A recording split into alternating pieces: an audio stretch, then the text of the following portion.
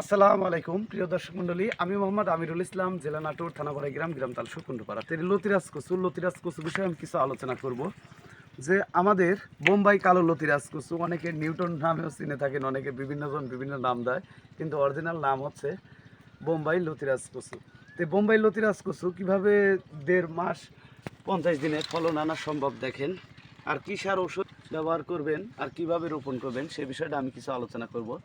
এই কচুটা লাগাতে হবে লাইনে 2 হাত পর, লাইনে 1 হাত পর পর, আর এক লাইন থেকে আরেক লাইন 1.5 হাত, এভাবে রোপণ করতে হবে।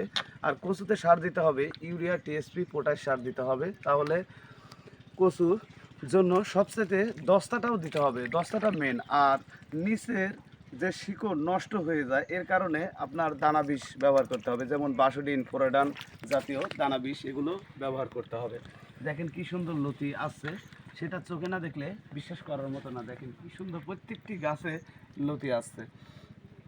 আর 1 বিঘা জমি অর্থাৎ 33% জমি যদি লতিরাজ কচু চাষ করেন, প্রতি সপ্তাহে কালো লতিরাজ কচু, ইউটিউবের ভিতরে অনেকে অনেক ধরনের কথা বলবে যে 15 মণ 20 মণ, না, এটা ভুল। আসবে 8 থেকে 9 মণ লতি প্রতি সপ্তাহে উৎপাদন করতে পারবেন। কারণ কোনো সপ্তাহে চালান বেশি আসে, কোনো সপ্তাহে কচুর চালান কম আসে।